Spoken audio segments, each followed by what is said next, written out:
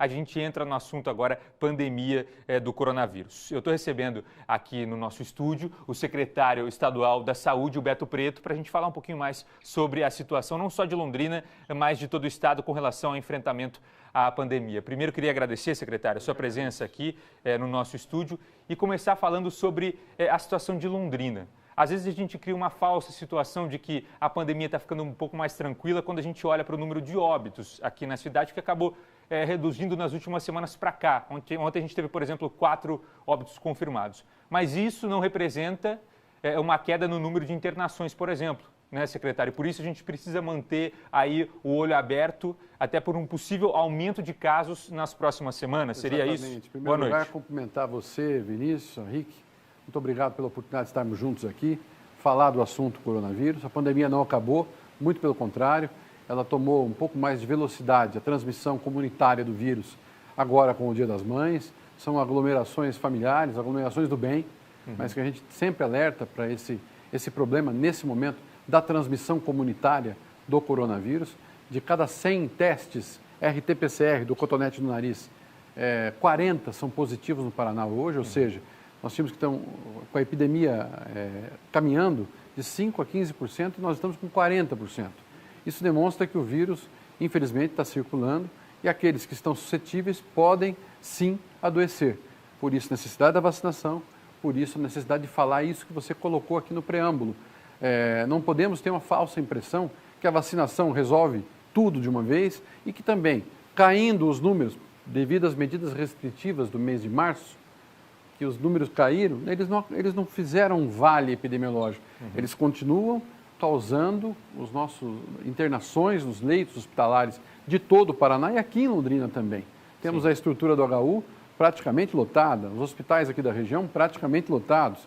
Então, um momento muito crítico e por isso necessidade de continuar informando aqui na RIC nesse momento. Sim, até porque, secretário, a gente vê os dados, por exemplo, os números de casos são muito maiores em quem não está vacinado. A gente tem em Londrina, por exemplo, 8 mil casos ali acima dos 60 anos e de 20 a 39 anos é aquela faixa onde a gente tem a maior infecção, né? Por isso a gente tem que se preocupar tanto ainda com a pandemia. E devido a isso, secretário, o governo do estado deve tomar alguma nova medida com relação ao possível novo decreto mais rígido na próxima semana? Como vai trabalhar isso? Nós estamos já no limite dos leitos. Nós temos 1.200 leitos de UTI em todo o estado do Paraná contratados ao SUS, UTI geral. Infartado, paciente infartado com derrame, ou vítima de acidente automobilístico, motociclístico, algum tipo de situação que o leve a necessitar de um leito de UTI. Nós temos outros 1.900 leitos contratados apenas e exclusivamente para o tratamento de Covid. São, então, 3.100 leitos no Paraná, SUS, sendo 1.900 de Covid. Praticamente 96% de ocupação. Nesse momento, nós precisamos diminuir o número de leitos que são ocupados, principalmente com os acidentes de causas externas, o acidente de carro, de moto, o acidente com arma de fogo, o acidente com arma branca, briga de bar, que pode utilizar um leito de unidade de terapia intensiva. Por isso, necessidade, talvez, estamos estudando ainda, diante dos números, de ampliar, baixar um pouco o horário do toque de recolher. Nós não temos, nesse momento, eu acho que é importante dizer isso, a dificuldade que nós temos em qualquer âmbito de interromper as atividades econômicas. Precisamos baixar, talvez, o toque de recolher, fazer ele um pouco mais rígido, para que nós possamos liberar leitos de hospital. Mas dentro do estudo, secretário, não teria como, por exemplo, abrir mais leitos ao invés de tentar reduzir esse horário do comércio? A tentativa é essa. O governador hoje, inclusive, o governador Ratinho Júnior colocou todas as possibilidades. Se a gente tiver mais leitos para comprar, nós vamos comprar. Mas, infelizmente, nós chegamos no limite. Todos os leitos estão ocupados. Então, assim, a dificuldade é muito grande, mas nós vamos continuar tentando abrir leitos. Hoje fiz uma reunião também com o Hospital Regional do Litoral, por exemplo, lá em Paranaguá, a direção do hospital. Nós vamos ocupar toda a área da garagem, vamos cercar com drywall, vamos montar lá mais uma enfermaria. Nós estamos fazendo tudo o que é possível fazer, mas ao longo de 1 ano e 2 meses, nós já montamos o equivalente a 4.700 leitos.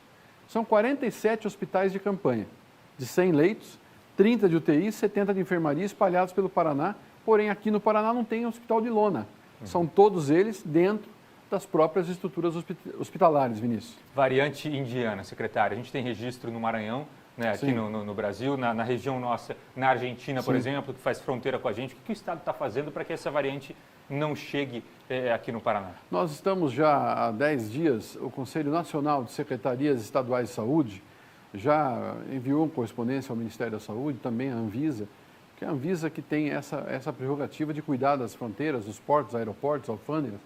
Nós queremos ampliação, redobrar os cuidados da vigilância em saúde. A semana que vem, possivelmente, nós vamos ter que tomar decisões também nossas aqui do Paraná, porque existe sim o alerta emitido pelo CIEVS nacional e já detectando a variante indiana na Argentina.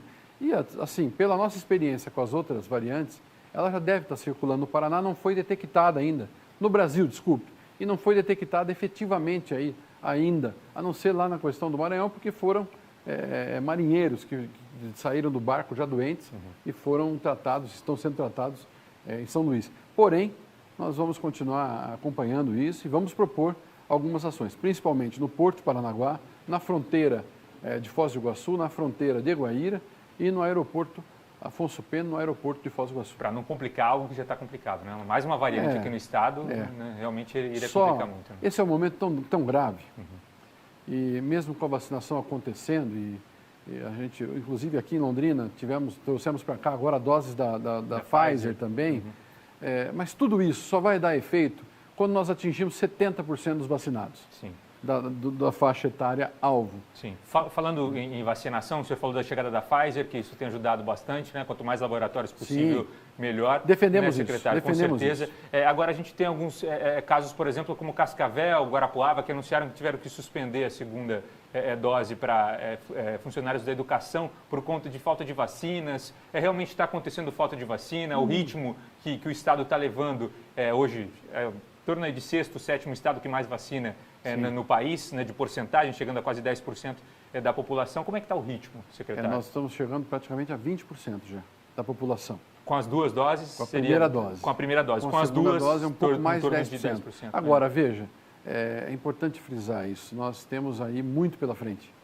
E faltaram vacinas da Coronavac. Nós conseguimos um quantitativo maior para poder repor. E temos feito um trabalho de que a primeira dose que nós mandamos, já garantimos a segunda dose. Essa é a nossa tática, nossa estratégia. Por isso a necessidade de manter sempre um controle e pedir para que os municípios possam seguir a nossa operacionalização da vacinação estadual. Nós seguimos a nacional e os municípios seguem a do estado. Aí nós vamos ter um controle melhor e vamos conseguir fazer a vacinação acontecer na linha que ela tem que acontecer. Além disso, muita gente que tomou a primeira dose não foi tomar a segunda. Então também chama atenção aqui na RIC, pedir a você que está nos acompanhando, que seja nosso parceiro da solidariedade humana e cristã de vacinar. Né? O vacinar é um ato de amor.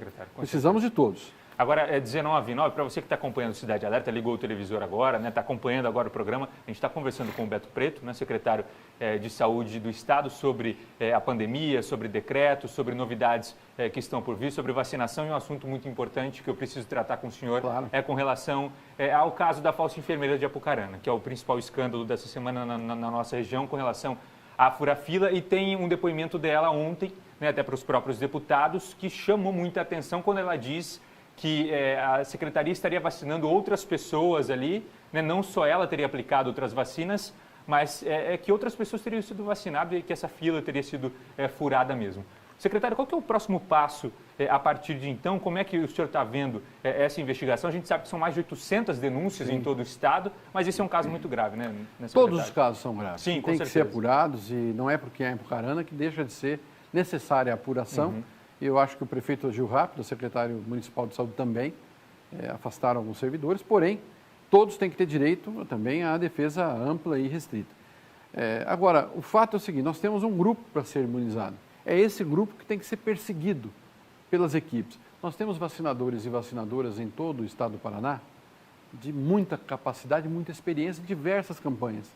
Então, assim, esse fato talvez tenha nos chamado atenção, porque nesse momento de tanta dificuldade, existem muitos voluntários que se colocam à disposição. Mas a vacinação, o ato de vacinar, aquele momento em que vai fazer a picada no braço do cidadão paranaense, tem que ser exclusivamente por servidor público municipal.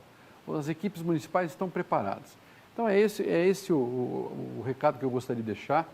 Eu tenho convicção que lá em Apucarana, o Ministério Público, a própria Prefeitura e também a Polícia Civil estão investigando o caso, vão ter todos os detalhes disso aí e o andamento também ao longo do tempo, mas serviu também para nos mostrar que, com toda a boa vontade, às vezes, de um voluntário, nós precisamos manter rigidamente o trabalho de que quem aplica a vacina, quem administra esse imunizante, tem que ser um servidor público. E vamos continuar trabalhando. Como você disse, são mais de 800 denúncias. Nós encaminhamos todas as que chegam na nossa ouvidoria para a Controladoria Geral do Estado, que por sua vez faz a distribuição. Agora, que esse processo todo, comissão especial de inquérito aqui, denúncia, que isso não seja também mais um fator para tirar a confiança e a esperança na vacina. Sim. Nós temos que vacinar. Vacinar é a única saída contra o coronavírus, Vinícius. Com certeza. Secretário, para a gente encerrar, quero agradecer mais uma vez a sua participação aqui com a gente e deixar o espaço, se o senhor quiser, mais uma vez cobrar da população, né, sobre o enfrentamento, as medidas, né, de seguir se cuidando, né, secretário? Não tem, nessa questão não tem mocinho, bandido, não tem certo e errado. Nós temos que tocar adiante. Quero dizer o seguinte, hoje é sexta-feira e logo mais tem aí muita balada aberta e tudo mais. Gente, 10 horas, toque de recolher. E você, que depois de 1 ano e 2 meses ainda tem vontade de sair, tem vontade de se aglomerar, não faça isso. Você está atirando contra si mesmo, está colocando a sua vida numa roleta de sorte. Não é isso. Nós precisamos manter todos os cuidados, até porque os nossos leitos hospitalares estão lotados. É uma grande estrutura e mesmo assim continua lotado. Precisamos de todos. Nos ajude. Vamos em frente. Tá certo. Obrigado mais uma vez, secretário.